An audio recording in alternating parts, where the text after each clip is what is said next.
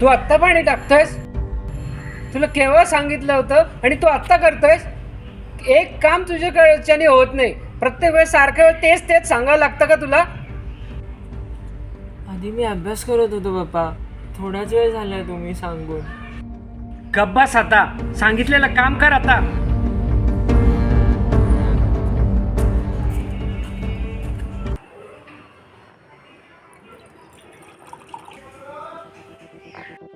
अरे ग्लास नीट धर.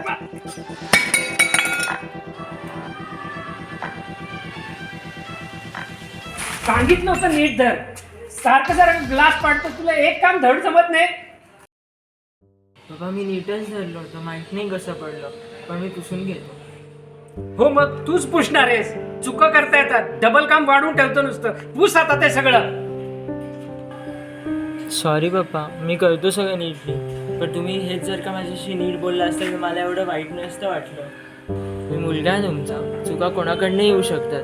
तुम्ही दीदीशी किती प्रेमाने बोलता, पण मला नेहमी छोट्या छोट्या गोष्टींवर रागवत असता.